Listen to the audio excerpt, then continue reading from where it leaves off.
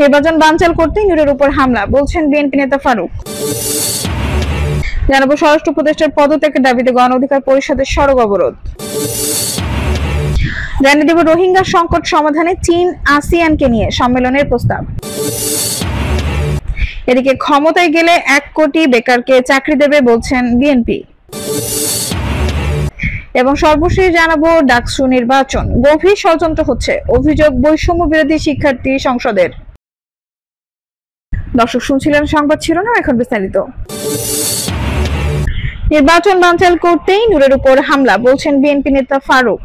নির্বাচন বানচাল করার জন্য ডাকসুর সাবেক ভিপি নুরুল হক নূরের উপর হামলা হয়েছে বলে মন্তব্য করেছেন বিএনপি চেয়ারপারসনের উপদেষ্টা জয়নুল আবেদিন ফারুক। তিনি বলেন, নির্বাচনের রোডম্যাপ ঘোষণা হয়েছে, ঠিক এই সময় নূরকে আহত করে হাসপাতালে পাঠানো হয়।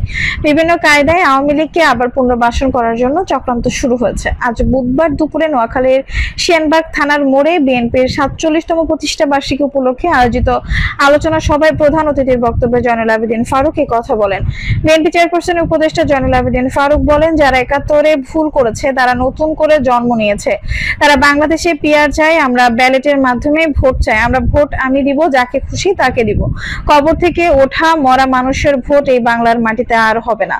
সেনাবাগ পৌরসভা বিএনপির সাবেক আহ্বায়ক আব্দুর হান্নানের সভাপতিত্বে উপজেলা যুবদলের সাবেক আহ্বায়ক সুলতান সালাউদ্দিনের পরিচালনায় অনুষ্ঠিত সমাবেশে আরো উপস্থিত ছিলেন তামান্না ফারুক, মুক্তার হোসেন পাটোয়ারি, আমিনুল্লাহ প্রমুখ। স্বরাষ্ট্র উপদেষ্টার পদত্যাগের দাবিতে গণ অধিকার পরিষদের সড়ক অবরোধ।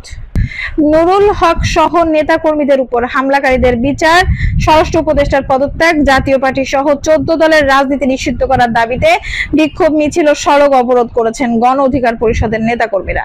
আজ বুধবার বিকেল 4:30টায় বিজয়নগরে কেন্দ্রীয় কার্যালয়ের সামনে বিক্ষোভ মিছিল শেষে 1 ঘন্টার বেশি সময় ধরে পল্টন মোড় অবরোধ করে রাখেন তারা। কর্মসূচিতে গণ অধিকার পরিষদের সাধারণ সম্পাদক রাশেদ খান বলেন, নুরুল হক নূর সহ নেতা কর্মীদের উপর হামলার বিচার অবশ্যই হতে হবে। এই হামলা শুধু নুরুল হক নূরের উপর নয়, এটা গণ অভ্যুত্থানের উপর হামলা। সুতরাং হামলার দায় নিয়ে স্বরাষ্ট্র উপদেষ্টাকে পদত্যাগ করতে হবে। আওয়ামী লীগ ও জাতীয় পার্টিকে ভারতের দল আখ্যায়িত করেন রাশেদ খান।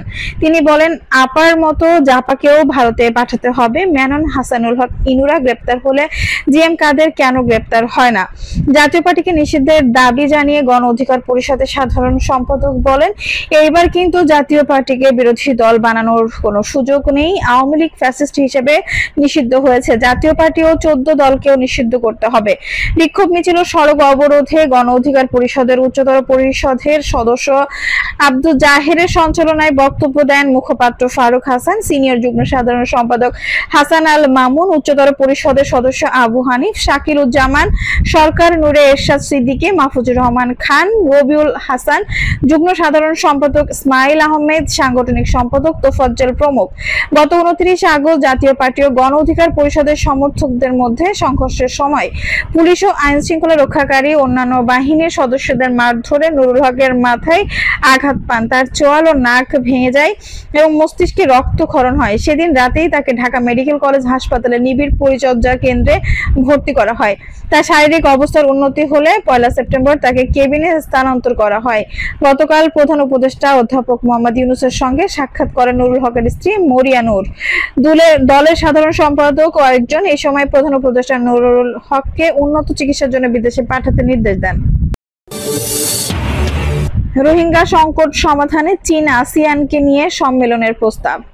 রোহিঙ্গা সংকট সমাধানে বাংলাদেশ, চীন ও আসিয়ানভুক্ত দেশগুলোর সমন্বয়ে একটি আন্তর্জাতিক সম্মেলন আয়োজনের প্রস্তাব দিয়েছেন দক্ষিণ পূর্ব এশিয়ার দেশগুলোর সাবেক ও বর্তমান আইন প্রণেতাদের সংগঠন আসিয়ান পার্লামেন্টারিয়ানস ফর হিউম্যান রাইটস। মালয়েশিয়ার প্রতিনিধি পরিষদের সাবেক সদস্য এপিএইচআর এর কো-চেয়ারপারসন চার্লস সান্তিয়াগো বলেন, অগ্রাধিকার ভিত্তিতে 2টি কাজ করতে হবে। রোহিঙ্গার জন্য রোহিঙ্গাদের জন্য তহবিল সংগ্রহে আসিয়ানের নেতৃত্বাধীন প্রচেষ্টা ও অন্যটি রোহিঙ্গা সমস্যা সমাধানে আসিয়ান বাংলাদেশ চীন উচ্চ পর্যায়ে রাজনৈতিক সম্মেলন রোহিঙ্গা সংকট সমাধানে আসিয়ানের সহযোগিতা কামনা করে প্রধান উপদেষ্টা বাংলাদেশকে এই সংস্থার সদস্য হিসেবে অন্তর্ভুক্ত করার আহ্বান পুনর্ব্যক্ত করেন। প্রধান উপদেষ্টা বলেন, আমরা আসিয়ানের সেক্টরাল ডায়ালগ পার্টনার হতে চাই। এই একটি জিনিস আমরা বারবার বলছি, যেহেতু আমরা আসিয়ানের অংশ নই তাই আমরা বিষয়টি আসিয়ানের আনতে পারি না। ডক্টর মোহাম্মদ ইউনূস APHR-কে একটি আসিয়ান সংসদীয় গ্রুপ গঠন এবং বাংলাদেশকে এতে আমন্ত্রিত হিসেবে যোগদানের আহ্বান জানান। তিনি বলেন, এটি আমাদের জন্য গুরুত্বপূর্ণ কারণ বিষয়টি আমাদের জন্য বোঝা হয়ে দাঁড়িয়েছে। তিনি আরো বলেন, আসিয়ানের এমন একটি প্ল্যাটফর্ম তৈরি করুন যার এখন কোনো অস্তিত্ব নেই।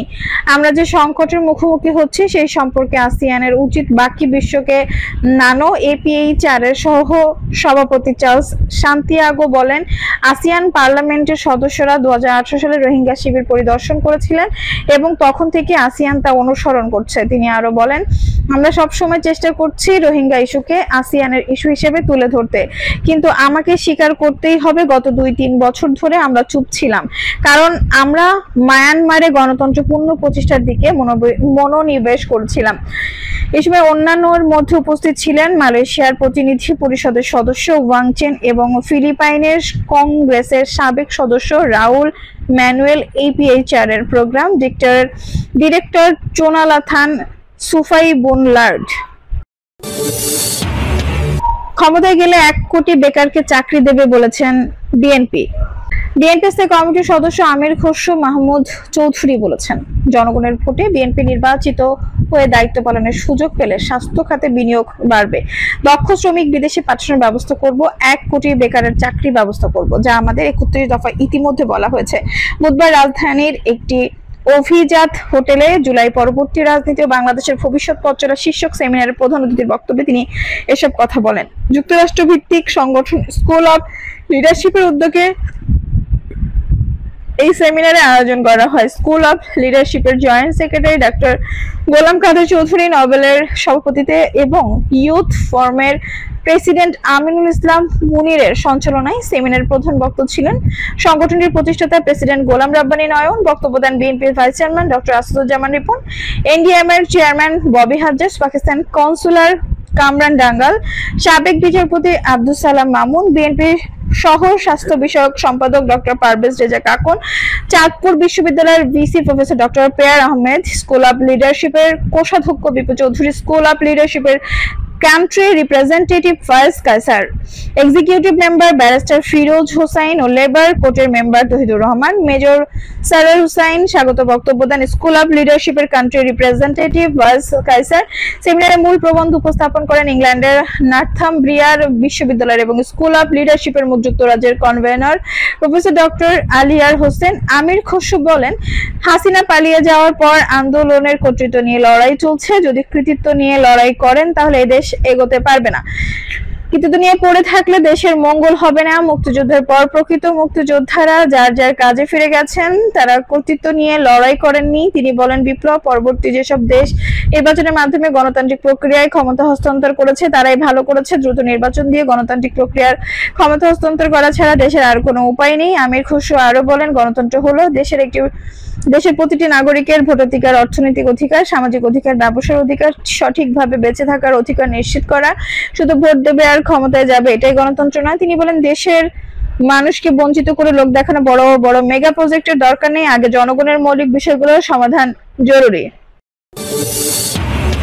ডাকসু নির্বাচন গভীর ষড়যন্ত্র হচ্ছে, অভিযোগ বৈষম্য বিরোধী শিক্ষার্থী সংসদের। ঢাকা বিশ্ববিদ্যালয়ের কেন্দ্রীয় ছাত্র সংসদ নির্বাচন নিয়ে গভীর ষড়যন্ত্র হচ্ছে বলে অভিযোগ করেছেন গণতান্ত্রিক ছাত্র সংসদ মনোনীত প্যানেল বৈষম্য বিরোধী শিক্ষার্থী সংসদ। তারা বলছে, একটি গণগোষ্ঠীকে সুবিধা দিতে ভোট কেন্দ্রগুলোকে শিক্ষার্থীদের সুবিধাজনক জায়গায় দেওয়া হয়নি। আবু বাকের বলেন, কার্জন হলের পরীক্ষা কেন্দ্রে 3টি হলকে দেওয়া হয়েছে, কিন্তু এখানে অনেক ভবন ফাঁকা, চাইলেই অন্য ভবনে ভোট নিতে পারত।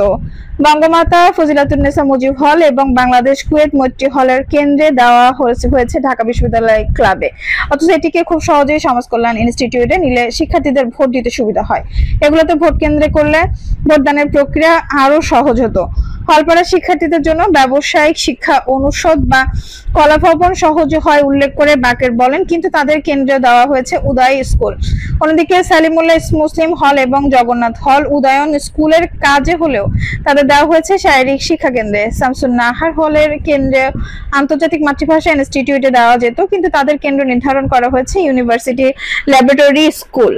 ভোটদানের প্রক্রিয়াকে আরো সহজতর করার কথা জানিয়ে ডিএস প্রার্থী বলেন, কার্জন হল এলাকায় শহীদুল্লাহ হল এবং অমর 21 হলকে নতুন 22 তলা ভবনে, ফজলুল হক মুসলিম বিজয় 71 হল ও শেখ মুজিবুর রহমান হলের কেন্দ্রকে ব্যবসা শিক্ষা অনুষদে, কলা ভবন এলাকায় মুক্তিযোদ্ধা জিয়াউর রহমান হল এবং কবি কাজী জসিমউদ্দিন হলের কেন্দ্র ঢাকা বিশ্ববিদ্যালয় ক্লাবে, শহীদ সার্জেন্ট জহুরুল হক হল এবং স্যার এএফ রহমান হলকে উদয়ন স্কুলে, জগন্নাথ হল ও সলিমুল্লাহ মুসলিম হলকে দেওয়া যেতে পারে। দর্শক, এই ছিল এখনকার সর্বশেষ সংবাদ। নিউজটি ভালো লাগলে অবশ্যই একটু লাইক দিন, কমেন্টে আপনার মূল্যবান মতামত জানান। সবসময় আমাদের পাশে থেকে সাবস্ক্রাইব করে বেল বাটনটি অন করে রাখুন। ধন্যবাদ।